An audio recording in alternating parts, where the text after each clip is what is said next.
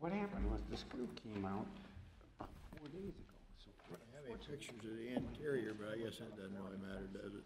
Which one? I left the gavels out and they got snatched up, so if you could just. That's okay. That's okay. Perfect. Thank you. All right. All right, good evening, everyone. I'm going to call tonight's meeting to order for April the 3rd, 2024. Mr. Metz, when you're ready, call the roll. Gary Gross. Jim Hall. here, Todd Moore. Here. Christopher Ambergy. Present. Jerry Heidenreich. here. David Cash. Here. Stefan Wanamaker. Here. You have quorum. Okay, thank you. Please join us in the Pledge of Allegiance. Pledge allegiance to the flag of the United States of America and to the republic for which it stands, one nation, under God, indivisible, with liberty and justice for all.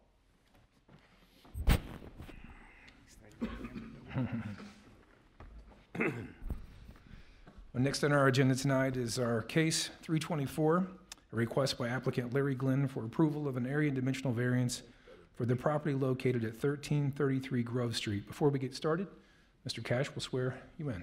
You solemnly swear or affirm that the testimony you're about to give before this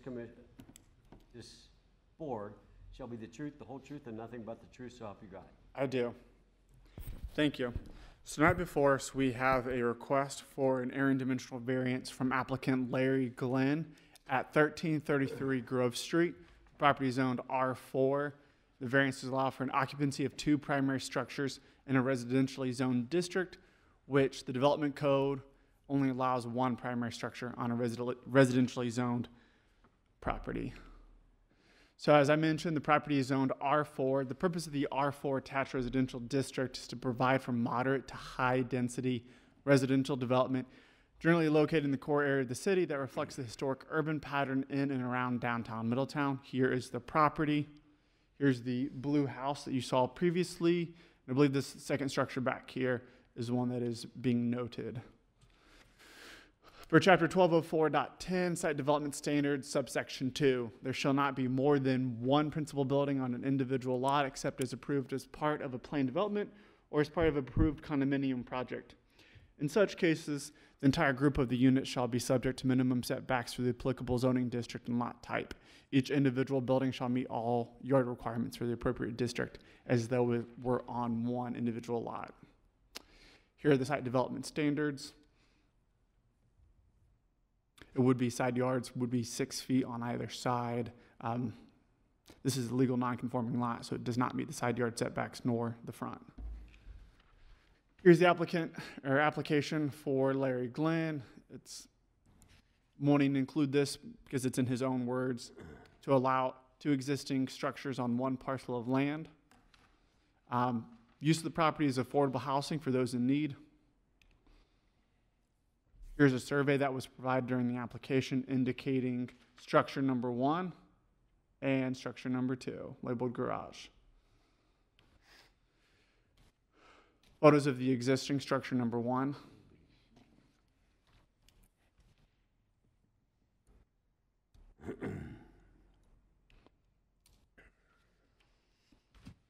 For the Middletown Development Code, the requirement for legal notice for variance requests meeting notice letters for the proposed variance were sent to all property owners contiguous and directly across the street or public right-of-way, and all comments were forwarded to the Board of Zoning Appeals. Area and dimensional variance review criteria. The following factors shall be considered and weighed by the BZA to determine practical difficulty. Whether special conditions and circumstances exist which are peculiar to the land or structure involved and which are not applicable generally to other lands or structures in the same zoning district. Examples of such special conditions or circumstances are exceptional irregularity, narrowness, shallowness, or steepness of the lot, or agency to nonconforming or inharmonious uses, structures, or conditions. Whether the property in question will yield a reasonable return or whether there can be any beneficial use of the property without the variance. Whether the special conditions and circumstances are a direct result from the actions of the applicant, his or her agents, or prior property owners. Whether the variance is substantial and is the minimum necessary to make possible the reasonable use of land or structures. Whether the essential character of the neighborhood would be substantially altered or whether the adjoining properties would suffer substantial detriment as a result of the variance. whether the variance would adversely affect the delivery of governmental services such as water, sewer, electric, refuse pickup, or other vital services, whether special conditions or circumstances exist as a result of actions of the owner, whether the property owner's predicament can feasibly be obviated through some other method other than a variance, whether the spirit and intent behind the code requirement would be observed and substantial justice be done by granting a variance, whether the granting of the variance requested will confer on the applicant any special privilege that is denied by this regulation to other lands, structures, or buildings in the same district. No single factor listed above may control, and not all factors may be applicable in each case. Each case shall be determined on its own facts. Any person or entity claiming to be injured or aggrieved by the final action of the Board of Zoning Appeals has the right to appeal the decision to the Court of Common Pleas as provided in Ohio Revised Code, Chapters 2505 and 2505, or 2506. That ends my staff report. The applicant is present. Do you have any questions for me? I do, James, before we get started. So, looking at the property, and I wasn't sure about this until tonight, as you described the property itself. Looking at the property, to the right of the property is a garage. So that's not part of this current lot, is that correct? So the two structures that we're talking about is obviously the house in the front, and then there's that smaller home garage as it's listed here in the back. Is that correct? Is that? I wasn't here when the application was submitted, so I didn't speak to the applicant at that time. Mm-hmm. He is here, and I would like to defer to him. Okay, thank you. Okay. This is an R4. What is the request for the area and dimensional variance? Isn't this a use variance request for a two-family or a two-family unit on a R4 property? That's where I got a little confused when I didn't see any requests for any setbacks or sideline or back or rear setback requests. So can you clarify that for me? Absolutely. So once again, I wasn't here when the application was taken in. So our development services director, Deborah Wells, was the person who collected the application. When she reviewed the application, she determined that it was an area and dimensional variance because the number of homes were increasing, but not necessarily the use. I do see your point, though. So. I just got real confused. I've been by there, and that front. Well, I mean, Mr. Glenn, I assume, is here, and maybe he can. I mean, that obviously that property is. Well, we'll talk to him about it, but okay. Thank you. Absolutely. Well, this is a public hearing. Anyone wishing to speak in favor of the variance, please come forward. Mr. Cash will swear you in.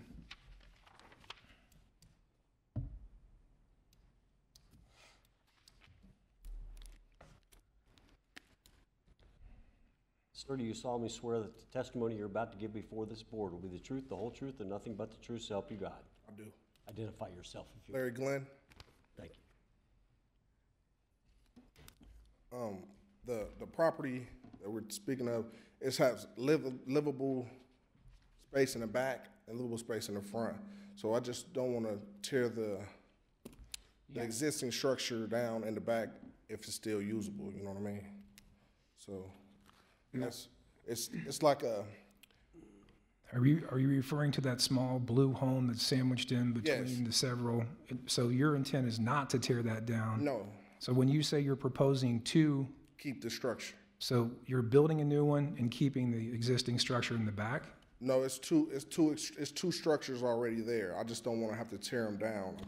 I'm petitioning to keep those. But I want to be clear that you're asking, again, as I read the proposal here, and you can clarify this for me, the existing structure that's in the back, you're keeping that. Yes. And are you proposing then two additional that you would build, or are you just rebuilding the structure that's currently on the lot? I want to keep the structures that's there. You're going to improve them. Improve them, yes, sir. But you're keeping both structures? Yes, sir. Okay. What is the rear structure now? Yeah. It's like a one-bedroom apartment, like a separate from the main house. So are you saying that there are two residential units on this lot already? Absolutely. Is that what is he indicating that's the second? Yes, it is. So that's a one-bedroom home? Yes, sir. And is that an alley in the back, or is that a street? That's an alley. It's an alley, okay. Now I understand the view. So the current blue structure that we've seen in the picture, if you could pull that back up again, please. That's How long has it been since anyone's lived in that structure? since about 2017, 18. Okay, so it's been vacant since 2017. Is anyone currently living in the structure behind? Absolutely not. How long has it been since anyone's lived in the The same time. 2017? Yes. And the homes that are on the other side, are those, do you know if those are HUD homes, Habitat for Humanity homes? Is there any, I'm just curious, just for the context. The ones to the left are Metropolitan, Okay, and the right is owned by a private owner. He owns a garage in a house that's not seen, but he owns that garage.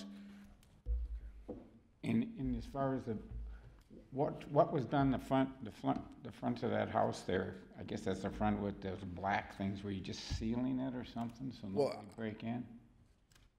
The city boarded that up. I actually went to the Butler County land sale to buy this property. The city took the property before I could buy it, and that's where I'm at. I'm trying to buy it from the city, so I'm trying to acquire it. I have not done anything to the property yet. okay. But you have no intention of ever building anything new or trying to enter into any other kind of agreement for a No, purchaser? just improving what's there. And then those two would become rentals, is that the intent? Yes, affordable housing. Mr. Glenn, do you know if public utilities are hooked up to each of these buildings? I think they're the same. I think they're connected to the same. Sewer and water? Yes. Yeah. Yes. Electric? Yes, same. Okay. So the rear structure does have utility service to it, electric, Yes. water, sewer? Yes. Okay, that answers that. How old is the structure in the back? Do you know?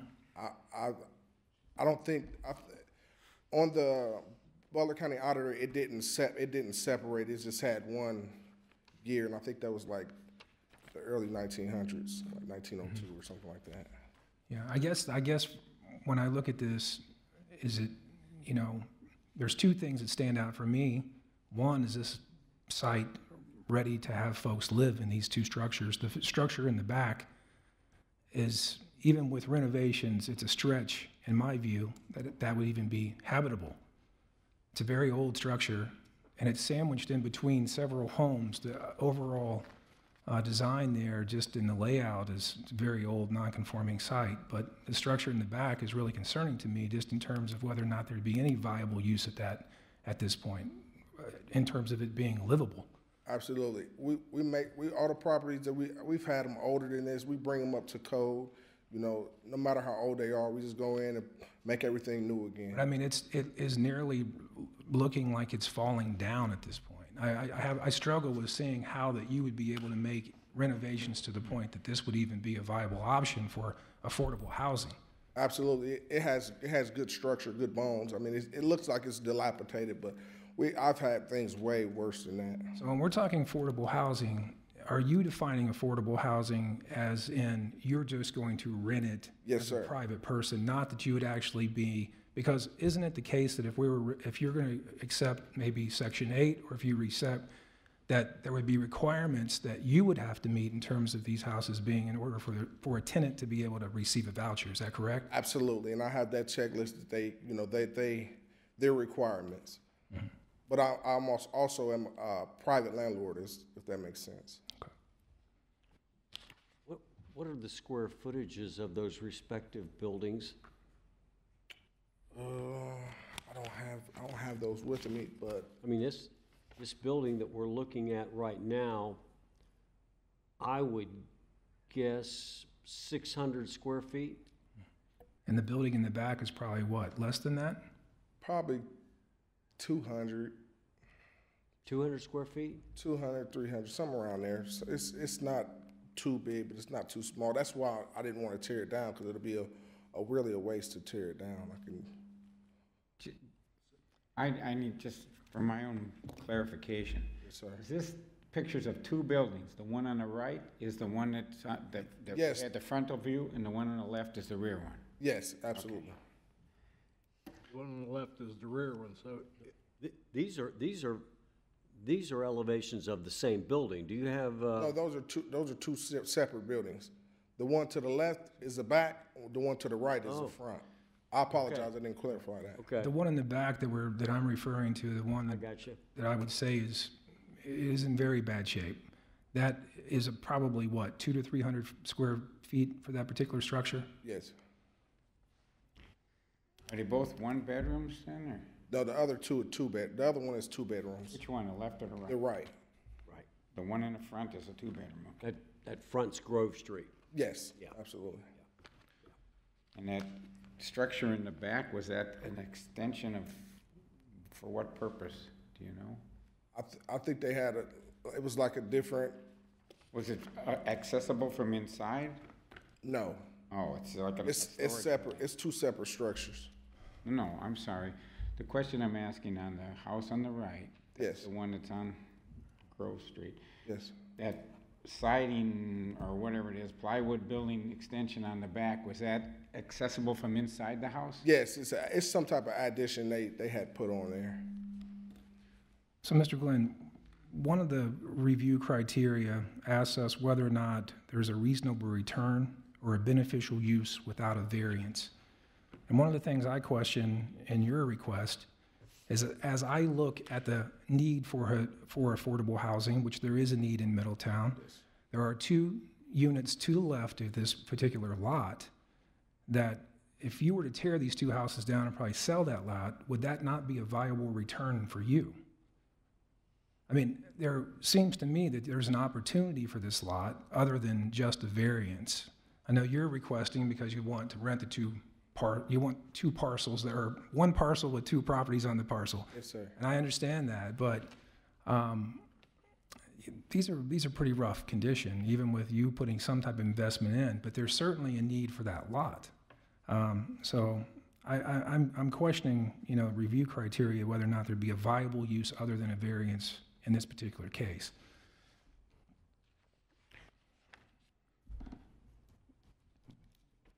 As far as we know, there's been nobody living in these buildings for 5 to 7 years, in both of them. However, at one time, I'm assuming that there was people in both of them. Yes. And so, I'm not, what Todd's just mentioning there, I think you could build a structure that would be more valuable to the city as well as yourself, potentially for rent. I don't know. Well, There's a lot of money you're gonna have to put in these things, that's what. absolutely. I'm not arguing with that. I know I'm gonna have to put some money into it, which it's improving the neighborhood, and I do it all the time. Which it's definitely doable, and I will. My concern is that even with a variance, I really doubt that these would be allowable uses for even a voucher, for the voucher program. And these are far off the mark in comparison to other homes that are considered by HUD standard affordable housing. I understand. These are significantly diminished below that standard. Absolutely. When I go in to do these houses, I make them like I would want to live in them, and they don't necessarily have to be Section 8 homes. I can privately rent them out, but they will be structurally sound when I'm done with them. So, Both these homes are on slabs currently? yes, the front one, I think it has a basement, if I'm not mistaken. The front property, but the back part is definitely a slab. have you ever been inside these? Yes. You're ambitious, I know that. Do you own these, Mr. Glenn? No, the property's owned by the city. City, yeah. Yes. Do you have a contract to purchase with the city contingent upon this variance being granted? Yes, that's what we're working on next. All right. Right next door, you said is a metropolitan housing Yes. unit. Is that a single family or a double, 2-family? That's a single family, sorry. Single family. Yes. As Mr. Moore was mentioning, wouldn't it seem more feasible to raise these two properties and build a two-family metropolitan housing? I mean, I don't know if you've even explored that. No. Okay. I think with the structures there, it's more beneficial to use what's there. Have you had a structural engineer go through these properties and determine that they're, that renovations are feasible? Because you're gonna have to make renovations, obviously. Absolutely. No, I have not done that yet, but Well, because you don't own the property. absolutely, I understand that. exactly. Yeah.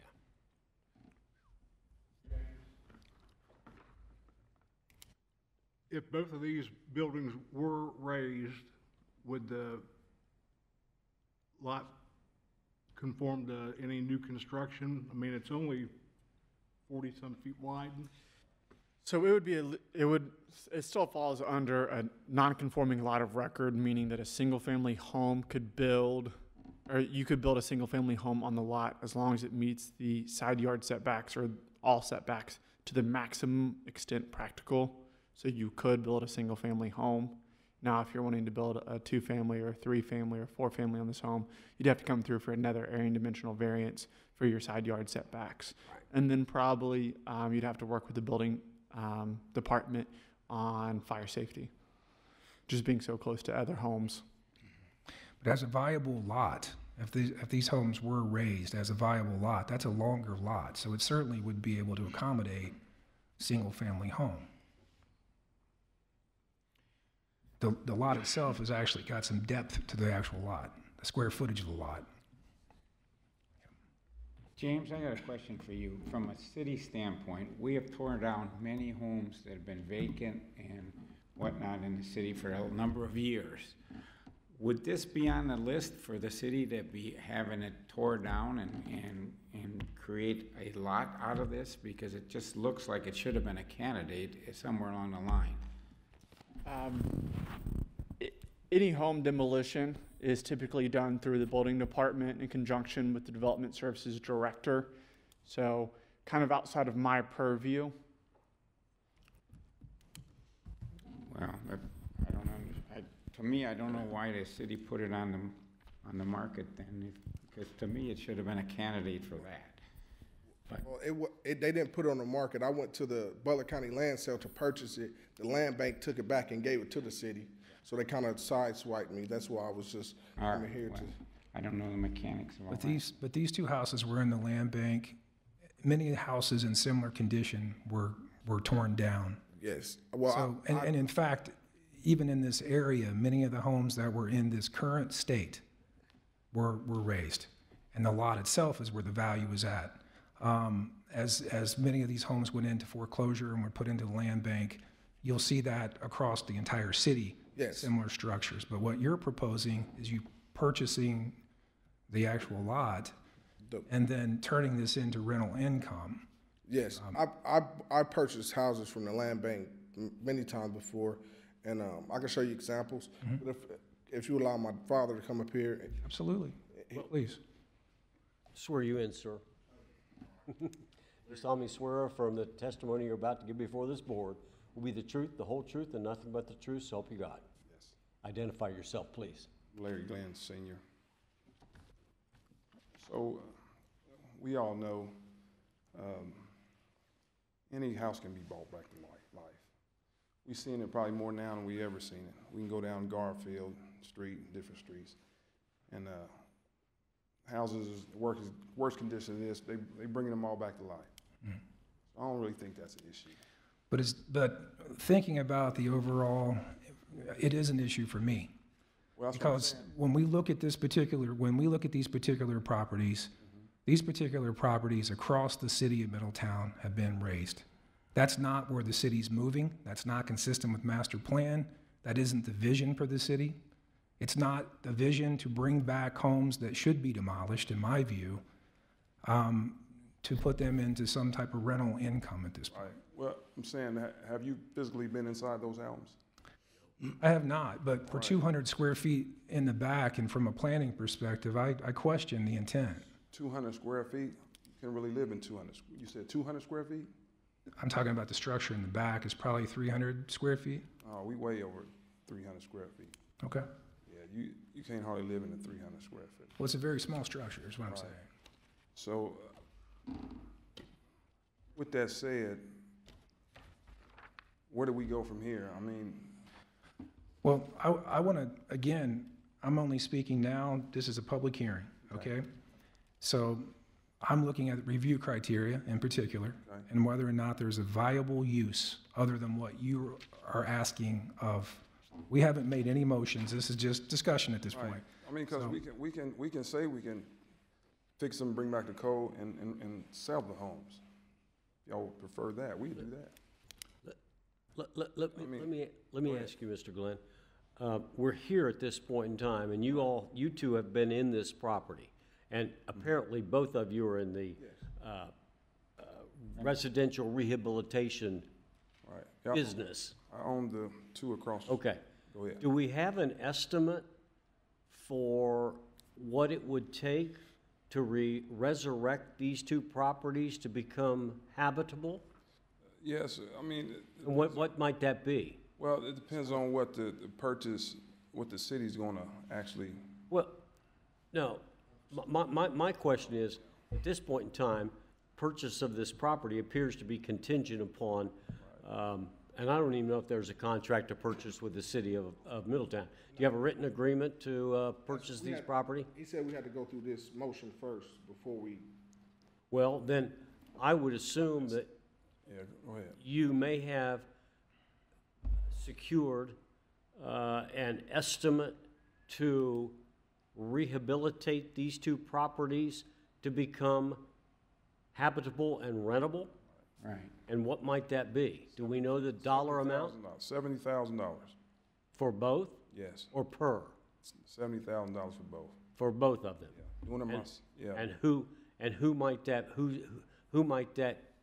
estimate, who provided that estimate? What, and, That's an estimate off of my experience, all right, my expertise or whatever, yeah.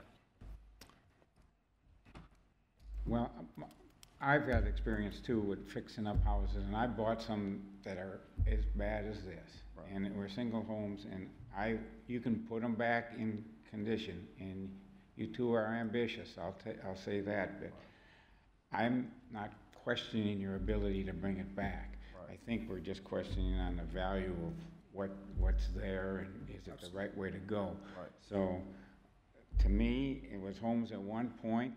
I guess it wouldn't be allowed to be done if it wasn't existing there now. That's what I think we're thinking about. Right. And we all know the economy right now and how much building material is. That's what I'm saying. As far as structurally, it's got good bones, you know? So you start with the roof and go from there, so it's not a. as long as you don't have termites everywhere, you'll probably be all right. I've dealt with them too, so, you know. The structure in the back, I mean, how close is that to the others? Is there an alleyway right there in the back? Because I know it abuts, there's the street behind Grove.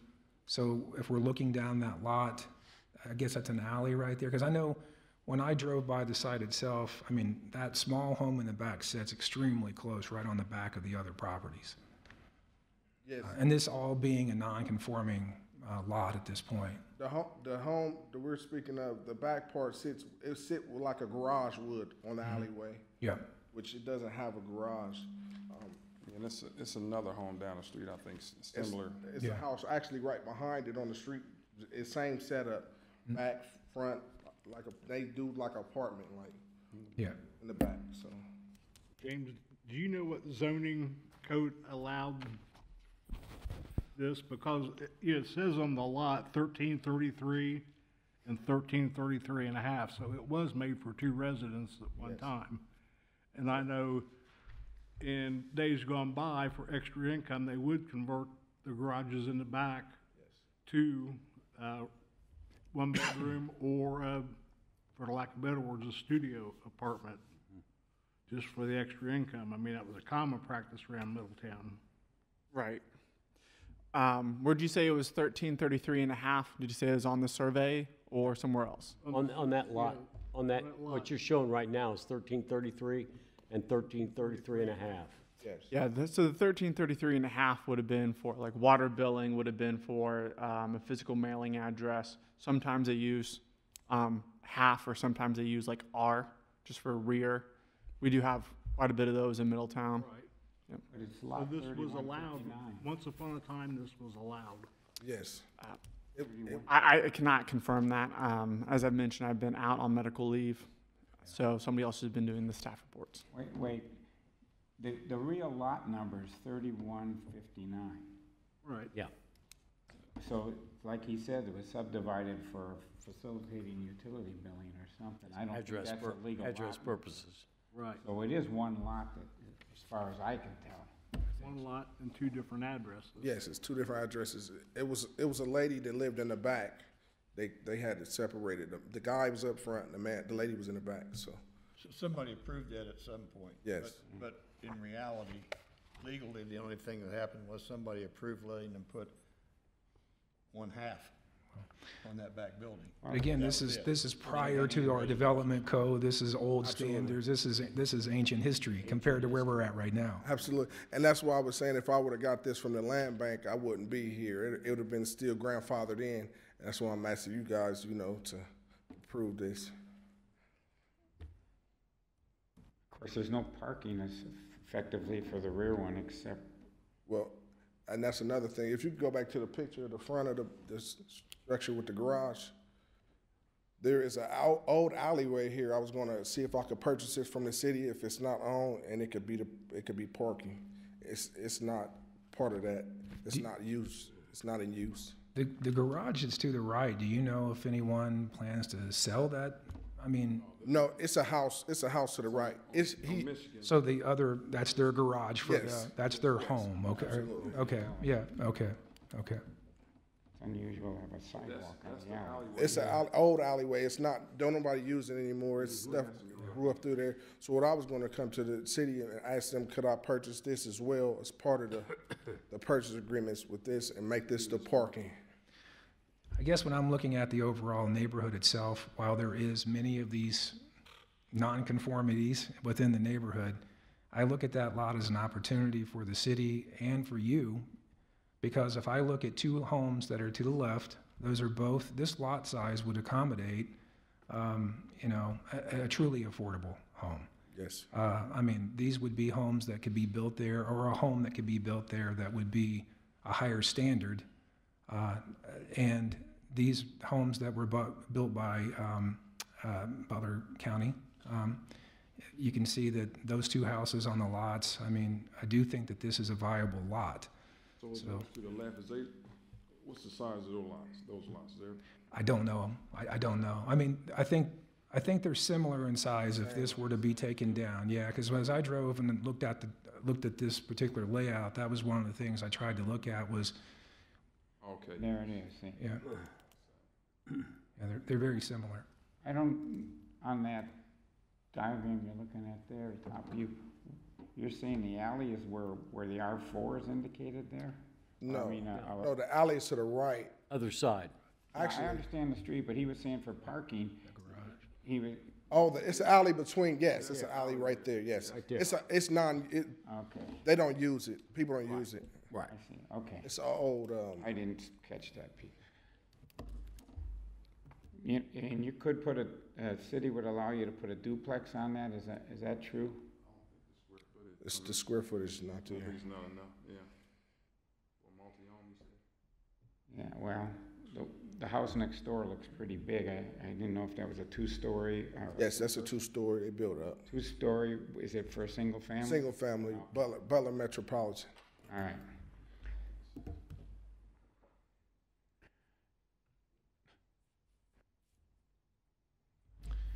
Any other questions from the board? Yes, sir. Just rough estimate, do you have an idea of what your rental rate will be? Either one, just in general? I mean, running numbers.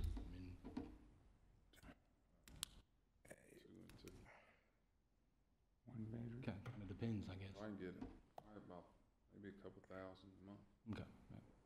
Two-bedroom would get you some, and a one-bedroom is, by Section 8, is definitely less. Okay. Do you estimate square footage on the larger one? 600? I thought 600 would be a good guess. Thinking around that.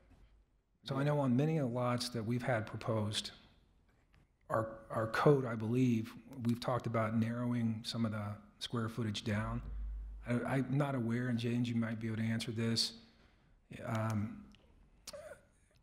think 900 was the smallest, or 850 I've seen, even in new condo development in the city.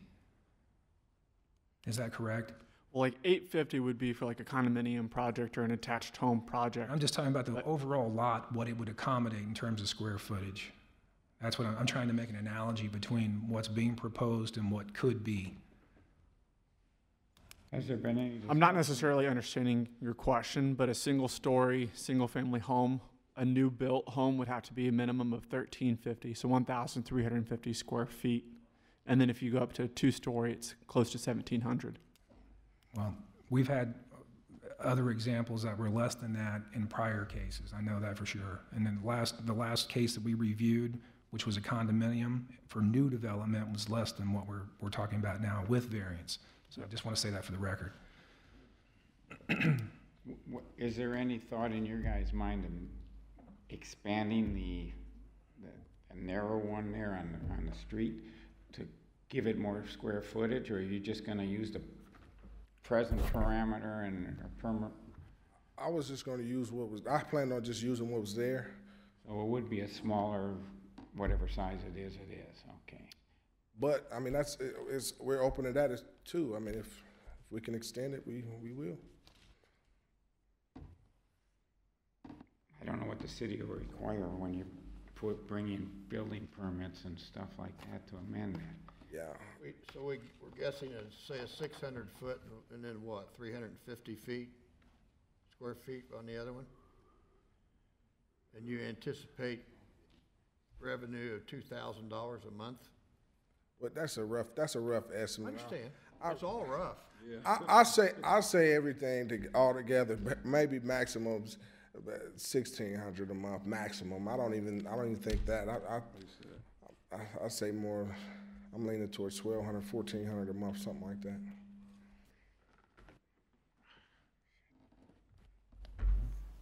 Any other questions? Any other questions? Thank you, gentlemen. Thank you. Thank you. Thank you. Appreciate it. Well, this is a public hearing. Anyone else wishing to speak in favor of the proposed variance, please come forward. Anyone wishing to speak in opposition to the variance, please come forward. Okay, seeing none, I will close the public hearing, and we'll move to deliberations. I got a question, and I don't know who on this committee might know, but if I was on the city giving permits, are the permits now requiring a certain minimum amount of square footage in a house? Do we know that? For new home construction, yes. But for But for this, something that's already existing, no. even though it's abandoned and it hasn't been used isn't there a time limit on something like that? As far as zoning wise, the reason why there's a time limit is why they're back here. So if at some point in time there was approval for both buildings to be used as residential dwellings, since they've been vacant for a period of time greater than 1 year, that legal nonconformity no longer exists, which is part of the reason why they're back, which is why he said if he bought it from the county, that he would have been able to continue, but since it went a period of time greater than a year, it's no longer allowed. Now, I don't want to speak on the building department about minimum livable square footage. I don't want to speak on them, but as far as zoning, no. If I'm hearing you right, then if a buyer manages to buy from the county, then structures such as this, the size of this, could be anywhere in the county, inhabited. Is that what you just said? Sort of. So at one point in time, both structures were being utilized as residential dwellings, which would mean that they're legal non-conforming. And if they continue to be legal non-conforming, and as long as a period of time of 1 year doesn't lapse of them not being used as residential dwellings, then that legal nonconformity can continue. but since it's been vacant since 2017, I believe they said, that legal nonconformity status is gone. Probably should have been on the list to be demolished. It very well could have. I don't have that list on me right now. I have a question. So currently, looking at this proposal, the applicant is asking for approval here because this moves their purchase agreement forward. Is that correct? But that doesn't mean that other applicants could not apply if this did not go through, who may propose something else or propose another viable alternative. This is just, in this particular case, we have an applicant who's asked for 2 non-conforming uses basically on the lot, but it's not to say that the next person, should this not be voted on tonight, that someone would not propose raising the property and going and building something that would be affordable housing at a higher standard. Absolutely. This is just to accommodate the purchase. Correct. Okay. We've had it before. Can we make an exception on a property that they don't even own? Yes. So they've been working with the Development Services Department in order to purchase this building. The applicant has laid out that in order to purchase this building and make it financially feasible for them to renovate the property, that they must be able to have 2 residential structures on it and not convert one back to a garage or tear one down and keep one as a house. They must have both in order to make it financially feasible. So before the contract has been signed or they've worked out any details on that, it was necessary for them to come before the Board of Zoning Appeals and get approval first. Does the city require any completion time requirements for the structures to be, I guess, renovated for habitation purposes? So each application and each contract is different, but generally in the past there is a completion date, a minimum completion date, typically of 18 months. Now that can change. Sometimes it drops down to 9 months or a year, and sometimes, but most of the time I've seen it about 18 months. Generally, when it's a single-family home, the applicant must live in it, but it's been well documented that this applicant would like to renovate the homes and rent them out. And in the event that that 18 months, let's assume that's the far end of the range of times, assuming the 18 months isn't fulfilled, see how. Typically, there's a clawback option. Yeah, that's what I was, is the property titled in Mr. Glenn's name? And then there's a clawback, or is the title contingent upon the completion? That would be stated in the contract, and that would be something that our law department would handle. I assumed it would be subject to the. Yeah, the title would have transferred by that point. And then also along the lines of the question that you were making before about expiration and timeline, there's a 1-year expiration on the variance as well, right? Correct. The application for the certificate of zoning compliance hasn't been submitted Okay. in 1 year. Okay. All right, thank you. I know we're not going to motions yet, but I can tell you clearly where I stand at this point. I think when I want to reference the review criteria for the record, particularly as I look at number 2, and whether there is a reasonable return and whether there can be a beneficial use without the variance. I guess particularly along the lines of a reasonable return, what I'm most considering here is whether or not this is the optimal and best use of this particular lot. There could be other purchasers down the road that would propose something that would be more viable and in conformity. Essentially, 2 wrongs don't make a right. I mean, we've got a non-conforming lot with 2 very old properties, which in my view are not habitable despite the claims that are being made. There is a need for affordable housing, and I can appreciate that. And there's certainly a need within Middletown for affordable housing. But I think the standard, if we're looking to set standards, that standard needs to go up, not to maintain status quo. So in my view, I would not be in favor of allowing these just to become rental properties, despite the investment that's being proposed. I think that the city has an opportunity at some point to use this lot as they do other lots. I think there's a reasonable return. In this case, I believe what we're being asked for is just to accommodate the sale, to move that sale forward. I don't think, again, if we look at number 9, that is within the spirit and intent of the code. Our code was revised for a reason, and again, that code is revised to bring standards to a higher standard. So, in my view, despite the claim of affordable housing, which again, I know is real, I would not be in favor of this proposal. I guess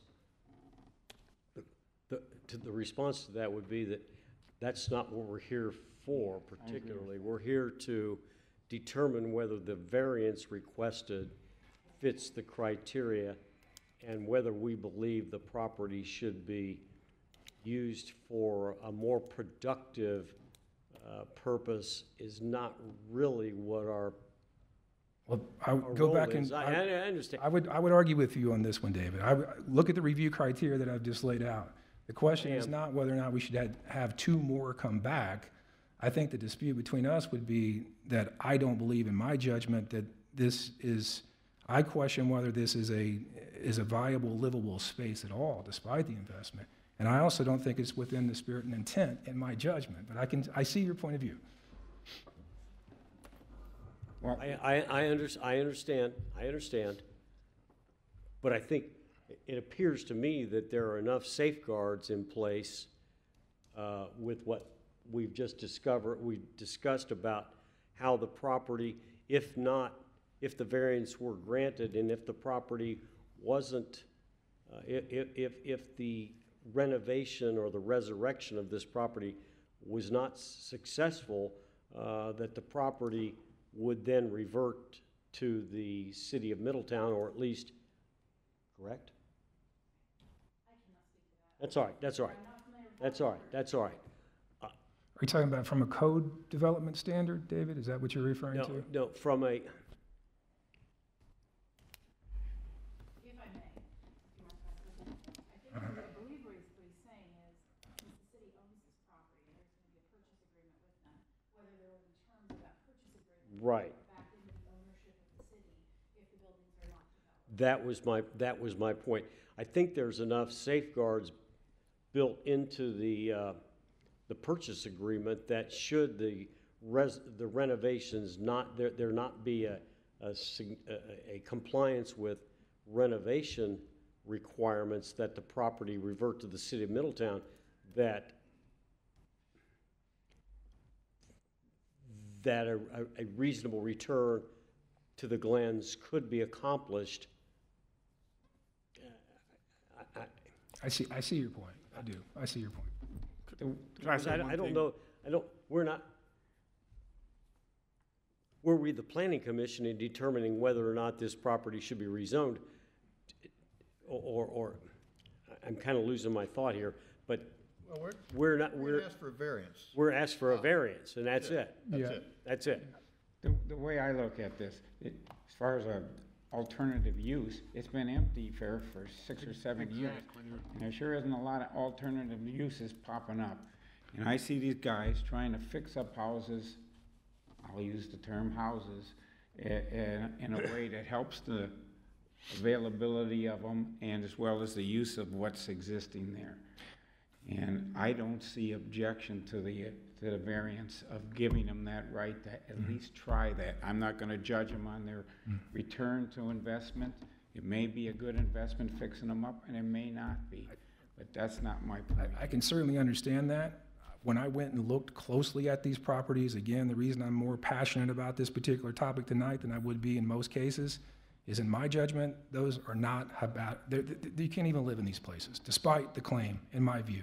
These were in the land bank. I took a close look at these properties. I've not been inside them. That's judgmental on my part, but that particular property in the back, I really question whether or not that would ever be a viable living space. But, so in my view, I'll stick to my guns here. I'm not in favor of this, but I'm at the mercy of the board, so. Well, Can I say one thing real quick? sure. So tonight, I know it's been for about 45 minutes. So the idea of like kind of what we're reviewing and what we're looking over after kind of looking at the application, discussing, hearing the applicant speak, all this combined kind of might have like muddied the topic a little bit. The review for the variance is just, I guess, to put it as simply as possible, is to allow a second structure to be utilized for residential dwelling, which is kind of why myself and David Cash mentioned a little bit of how this could be seen as a use variance, but our department director realized that it was a area dimensional variance because it's about the number of buildings on the lot. So it's really just about their ask is, can we utilize the second building, which is labeled a garage on the survey, or the left two hand pictures in the previous photo? It's just, can they use it as a residential dwelling? And you know, if you say no and they still go forward with the contract agreement or purchase agreement, they just can't use the rear half, the second building, for a residential building. They could still use the front half, fix it up, and even though it's only probably 600 square feet, we're not really sure, there's not been a definitive number, that could still be permitted because it would be legal non-conforming. Now, they could expand upon that and build it up to the 1350 and bring it up to code, which I would love. They're not required to, but their ask really is just, can we use the second building labeled as garage as a residential building? And in the review process for this, obviously you have the review criteria, but you also have your own experiences. And I know a lot of you have various different backgrounds, which is really helpful, but it's just kind of just, can they use that second building? And it's completely up to you and your discretion. Well, I'm not impressed particularly with 600 square feet for a human being to live in, Well, let alone 350.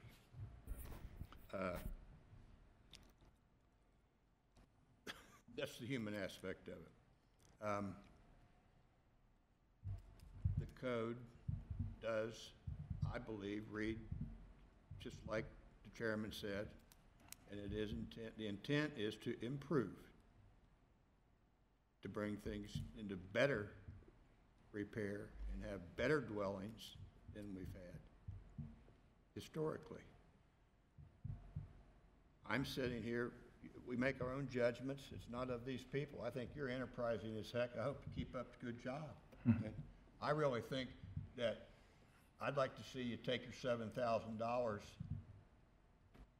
on something else. It might actually be in your best interest to do that. Because when you get, I'm sorry, you can't speak right now, okay? By the rules, I should say, let you know. Close the public hearing. It's not my deal.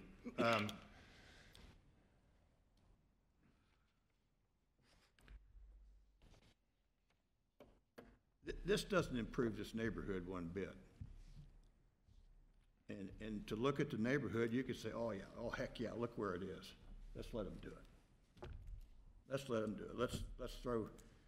Let's throw an unwed or a single parent, I shouldn't say unwed, a single parent and a child in a 350 square foot dwelling. Or for that matter, a 600 square foot dwelling. And we could approve this, and we still don't know for a fact if they seek Section 8 housing, we don't know if they would approve that. So I sit here a lot and I say the code. Nothing changes if we don't honor our code. How many times have I said that? So I'm with you, Chairman, and I'm not in favor of it. Well, there's nobody beating the doors down to buy it. That's for sure, it seems like. We do know that we have to work with what's on the books now, but previously it was approved for 2 residential structures. I think a person's choice to where they want to live, if they want to live in a 350 square foot 1-bedroom house, that's their choice if they want to. They want to live in the 600. You really That's their think it's a choice, or it's what they can afford? It's a choice. Okay, I'm sorry, I interrupted you. Go ahead. So, and we talk about, you don't know if it could be brought up to standards, or it's gone too far, it can't be rehabbed. Well, that's what they do, give them a chance to do their stuff. I mean, nothing's really that far gone there, so I guess I'm in favor of it, just to give them the chance to try. I guess, and I can respect that view. I guess I would just reiterate that as we look across Middletown right now, we've gone through this debate about trying to improve the city. We talk about economic viability. We talk about new neighborhood development. We talk about the code, talk about our performing schools, and on and on and on. And then here we have a lot where we're saying, despite it being non-conforming, that no one's lived there since 2017, the back building, again, very small, looks like it should have been probably raised in the land bank. Because there's two structures there, let's grant the variance and move on. Again, I don't know how we're ever supposed to turn a corner on any of our economic plans or any of our vision or anything else if we accommodate that view. That would be my argument. But narrowly looking at the variance again, we're looking at whether or not we're going to accept this proposal for two primary structures. I've laid out again the review criteria that I believe it does not meet. I think that there is a viable use of this in the future. And I don't believe that the current applicant is the right applicant for affordable housing. But again, we're in deliberation status. Well, you guys are convincing me. I gotta say this, there's a lot of trailer houses that are 600 square feet or smaller, I would think. So I'm not hung up on the size of it. But I am persuaded by the argument of improving the city long-term. And that part of it is where I'm leaning now. I don't think that, I'm torn because of the arguments I made before, that it's been sitting empty and it's not gonna, where's it gonna go 5 years from now if we don't do something with it from a city? But I guess I'm not gonna allow it to happen.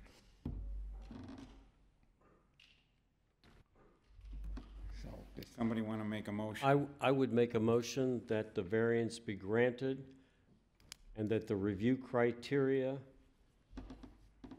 A2, that the property in question will yield a reasonable return, or whether there can be any beneficial use of the property without the variance, and that the essential, A5, the essential character of the neighborhood would not be substantially altered, or whether adjoining properties would suffer substantial detriment as a result of the variance. So we have a motion. Second that motion.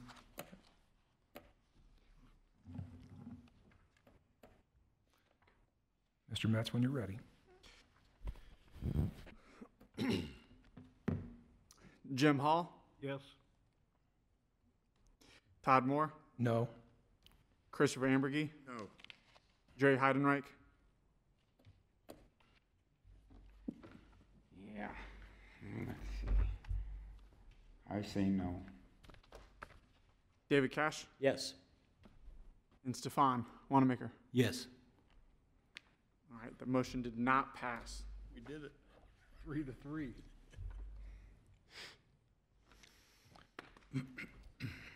So with the motion failing,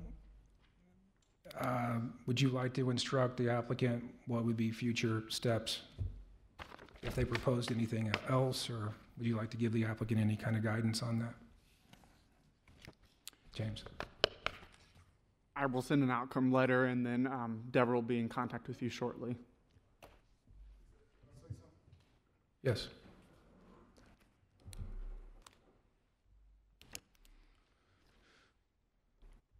Again, like he said, this wasn't about the structures and I'm gonna buy the purchase, I'm gonna wanna buy the property regardless.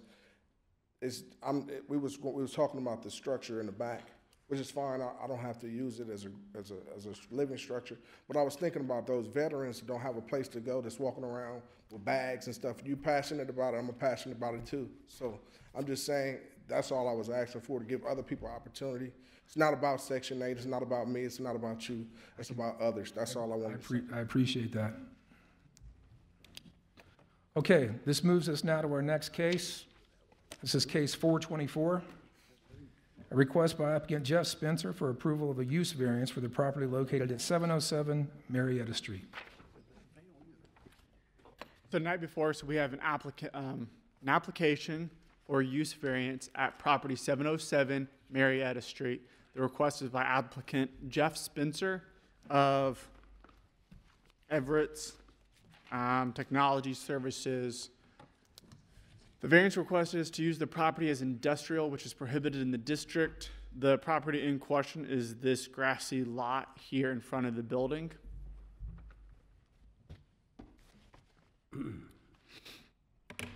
The property is zoned R4 attached residential district, same as the previous application.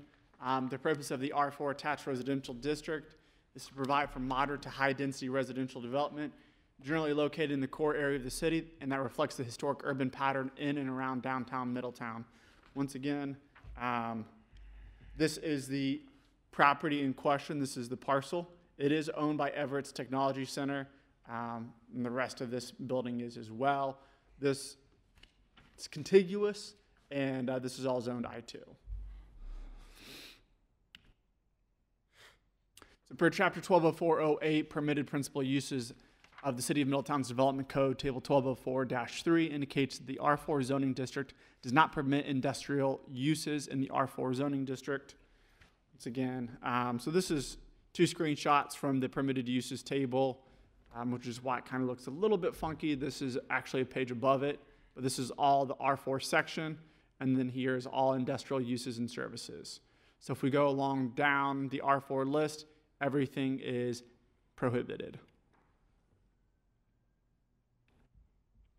Here's the application. I wanted to include this just to kind of let you see the applications or the applicant's perspective on this. They're requesting the variance to change the use of the property from residential to industrial. The applicant would like to pave over the lot and use it as an access point into a different part of their building, possibly use it as some type of parking. Once again, here's a nice survey of the property.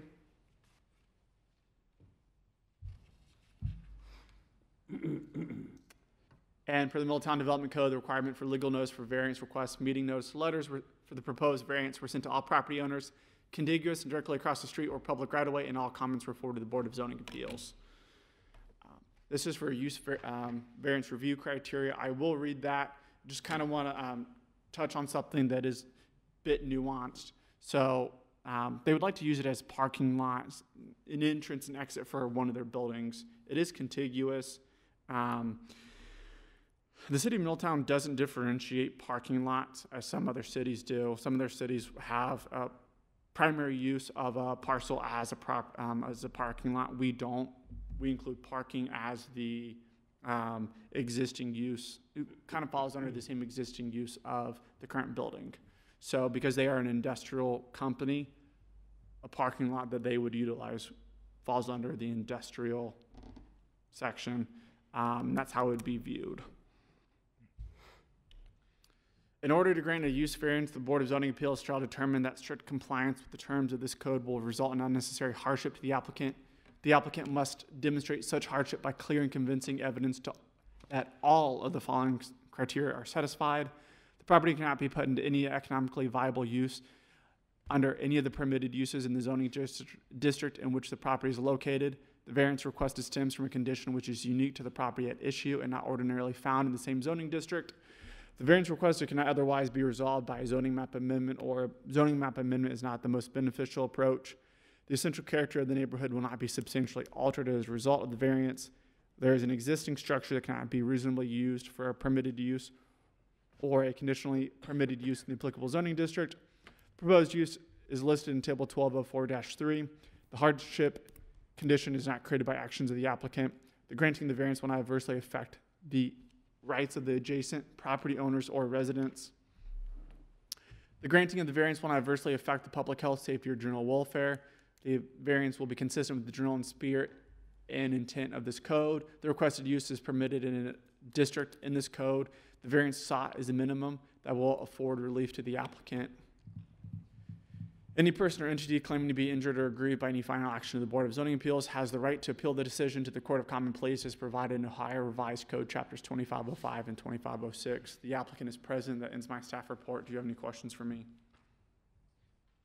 James, I did have a question. I mean, and the applicant may be able to answer this as well, but I think you answered some of this about the parking lot. The applicant writes in the application itself that they're asking for a zoning. They wanted zoning as opposed, but did you differentiate that with the applicant as well, that the parking lot is a use and not necessarily, it doesn't necessarily require? I was just wondering why the city did not entertain the idea of zoning for the parcel as opposed for the use. That's a great question. I wasn't here when the application was submitted or accepted. I'm just running the meetings while I'm on medical leave at this point in time. I would like to defer to the applicant. Okay. Well, this is a public hearing. Anyone wishing to speak in favor, please come forward. Mr. Cash will swear you in.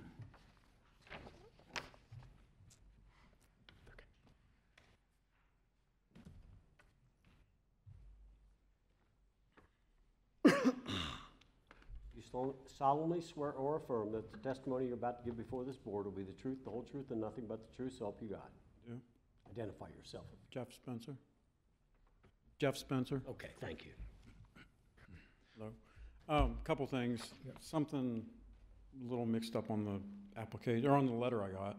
I'm with Integrity Buildings. Everett's is the owner and my landlord. So just to clear that up. Also, beyond parking lot, it may be a little bit of a, like we bring these large buildings, or containers, the right word. Building can get you in trouble. Containers and like maybe a converted Conex shipping container, and then we do a lot of stuff inside them. Sometimes it's a custom enclosure that's larger than a shipping container, and we upfit the inside of it with a lot of equipment, electrical equipment, and we wire it up and send it out to the site. So when I was going through the building before I leased it, Everett's had told me that they were going to put a door in that middle of the upward wall there towards the property, kind of right where his arrow is, and pave the lot, but they ended up moving before they got to do it. So I thought, well, okay, some of these things we do are a little too large to get inside the building. That would be the place to do them, in addition to parking.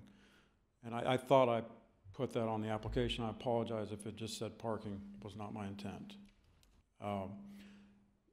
So I went to the building department, zoning department, and was asking, what do I have to do to pave this lot?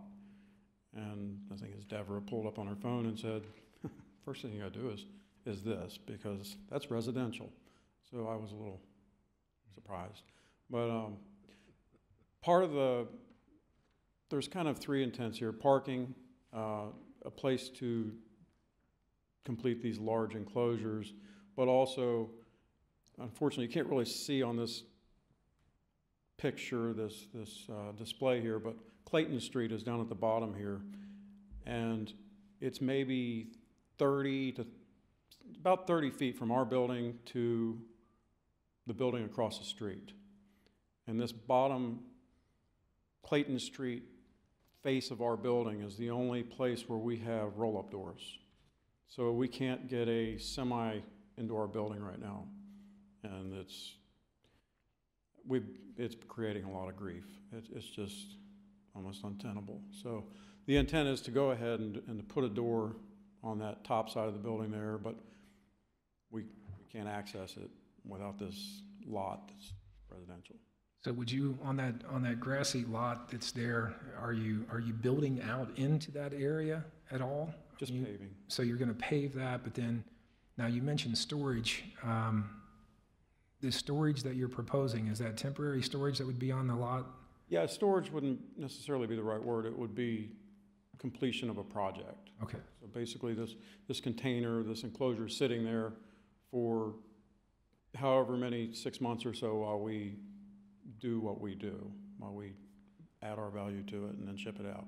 so James, in terms of, we've run into these types of issues before with containers and temporary storage as it's related in the code. Any issues you'd like to point out with that particular approach? Temporary storage for commercial buildings or commercial uses is permitted up to 90 days. Granted, they get a certificate of zoning compliance. If I may clarify, but he's speaking that as a good, not necessarily a storage container. Right. I'm not exactly sure what they're wanting to put out there or how long they're wanting to put it out there. Jeff, if you could explain that a little bit more, like the item that you're wanting to put in the parking lot or the paved area when you're building or during construction, is that like just a storage unit, or is that something else? It could be a shipping container, or I have pictures, but I didn't submit that I can show it around if you'd like to see it, of the last one we did when we were still in Lebanon. Is that? Yeah, sure. I'd like to see it. Anything that you share with the board tonight has to be added to the staff packet and kept in perpetuity. Okay. So, Well, then I'll just find one picture. It's usually like showing off pictures. then please like email this. it to me after this meeting. Pardon me, and I apologize. I think what I'm hearing is what probably Mr. Wanamaker's hearing. We're not saying that you're just placing something there. You're actually, this is part of a construction project itself and It what is, you're doing it's there. a good we produce. Yeah, okay. Just we bring it in and whatever stage of completion that particular project calls for, and then we finish it. Like a crane would come in, big crane, and offload it, set it, and it would be there till we finish it, and then they would load it back onto a truck, and the truck would leave. And how long would that construction process take? Definitely longer than 90 days in most cases. Probably six months would be probably a good estimate. But with the intention that it would ultimately be removed from the property. It's not there as a permanent structure for purposes of storage of Yeah. material or, If I don't ship it, I don't get paid. it goes, okay. Yeah. Okay. It seems like it falls outside the purview of temporary storage then. So the crane you referenced, that just brings that product or whatever in. The crane's not on the lot the entire time, is it? Is it dropped and then it's gone, or? No, again, I'm paying hundreds of dollars an hour for it to be there. Get them out of here. Okay. And I apologize again, this is taking me a while. Too many pictures.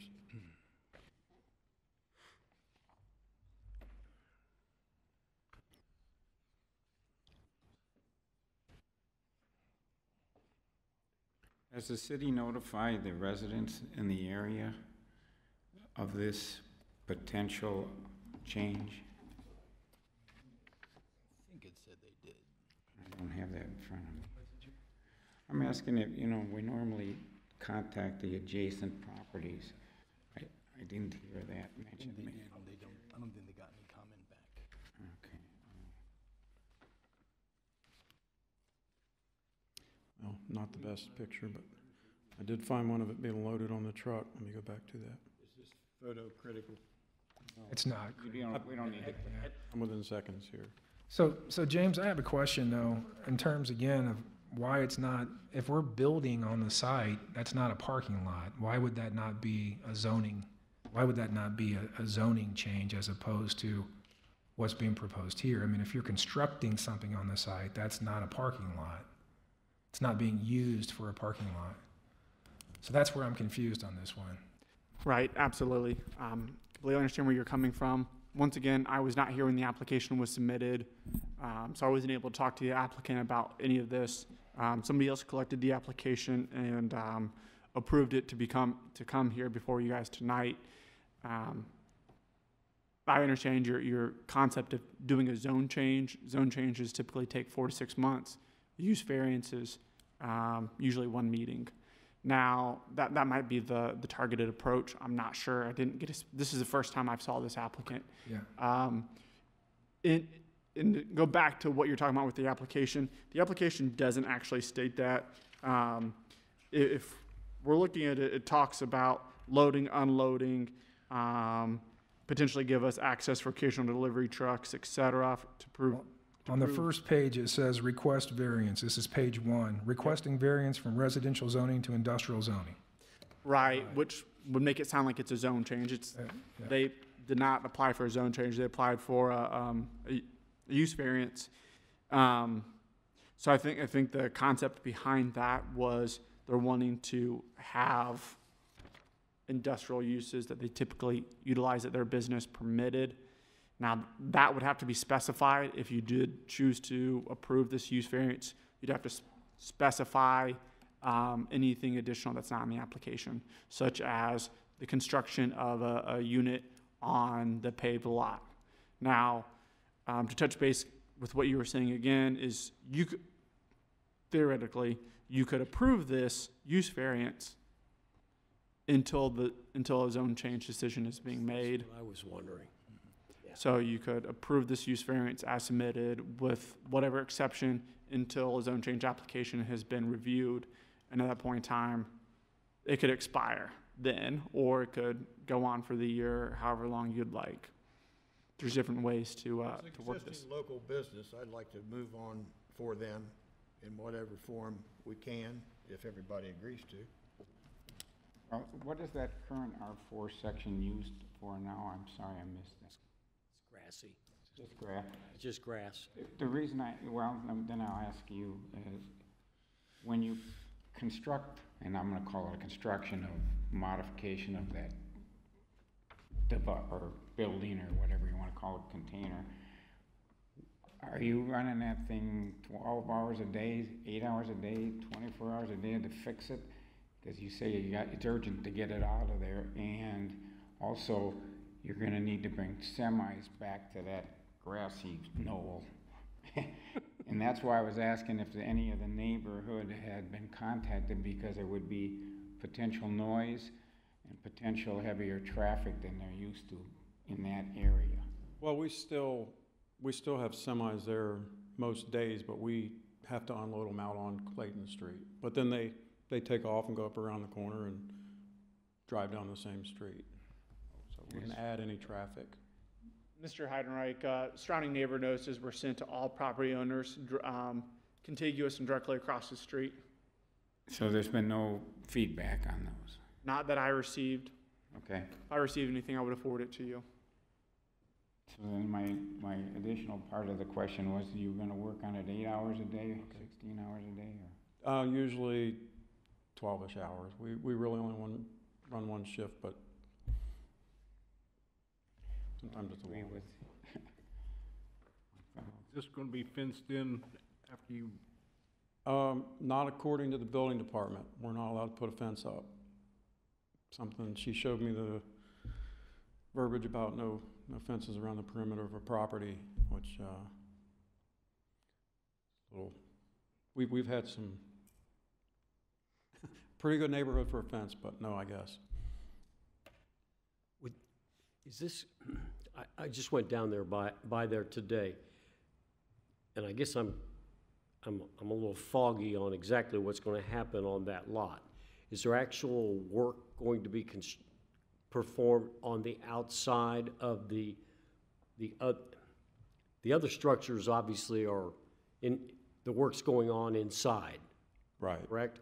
Is there actual work going to be performed then in this parking lot area, which you're requesting for a variance? Yes. Okay. And as Mr. Heidenreich, you anticipate the hours of that work are going to be, if 12 hours is the most, 8 to 7, 8 p.m., 8 a.m., 7 p.m.? Vaguely. I mean, it's usually 7, and we're usually gone by 7. Okay. Is this create loud No. decibel crushing work? No. Okay. The way I see this is we got a 44-foot wide lot, 151-foot lot. Is there, you pave over it and you set a container on it to rework,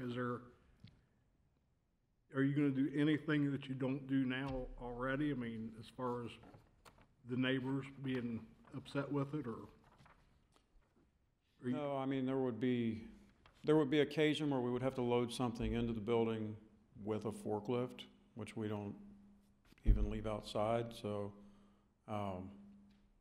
very, very minimal. I wouldn't say no. So There would be, we don't do anything in the grass right now but mow it, so there would be a little more activity, but nothing disturbing. Right. So the two houses here on Jefferson with the plant right behind them, we didn't receive anything from them. Not to my knowledge.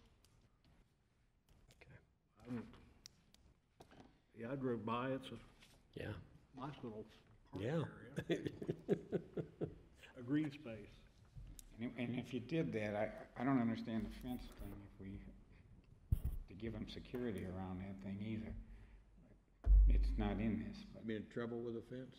No, I don't understand why you can't put a fence around it. I don't He's either. gonna- Yeah, We can pursue he's that gotta, yeah, later. but that's not part of this. That'll be a different variant. Right. We can request something be pursued on that later. I would love that.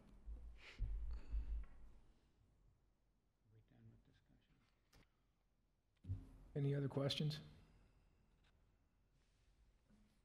Thank you, sir. Thank you. Again, this is a public hearing. Seeing no one else to speak in favor or opposition, I'll close the public hearing, and we can move to deliberations. Any questions for Mr. Metz or any comments from the board at all? Let's mention the fence before. Is that something that you could? I didn't hear enough to know details. I just know, like Mr. Heidenreich said, there's a little common logic here that comes into play, or I hope does. Well, once again, I wasn't there for the conversation, any initial conversations. This is just me speculating, so Let me help. take that with a grain of salt. That's something that you can look into for them. Absolutely. Okay. It's a corner lot in R4. Typically, fences no taller than 4 feet are permitted. Even though if you did a use variance to approve approve this use, still wouldn't negate the fact that it's still residentially zoned, and other different sections of the code would still apply as R4. So, but yes, I can look into it. Is the current building fenced? Sorry? Is that current building fenced? Is there any questions on the board or comments about just the scale of what's being proposed? Does anyone have any comments about that? I mean, I'll be honest with you, I want to accommodate it. I'm not entirely clear what I'm voting on, to be honest about that either, because when I hear a crane coming in and semis moving things, I mean, I understand industrial, but I'm having a hard time just actually envisioning what's happening there. They're bringing tanks in, they're finishing them, and they're hauling them out as fast as they can, because it costs them $100. I mean, it's not a huge area, so it's not an area where you can, again, but I'm just trying to, I don't have anything other than just the drawing in front of me, but, I mean, I certainly see that as an industrial lot there, and I No do doubt want to about that. accommodate, yeah. So, If anybody went by there, I just went by today, and, I mean, yeah, I went by, yeah. well, and the streets themselves would provide enough constraint for heavy traffic through there. I mean, those are pretty narrow streets with right-angle turns. Yeah. I know there's the semi lot that's down at the end of Clayton as well, Yeah, so, yeah. yeah. Yeah. Okay. Any other comments at all? Okay. Chairman, Someone I like- move that we approve. Is there a second? Second. Okay, Mr. Metz.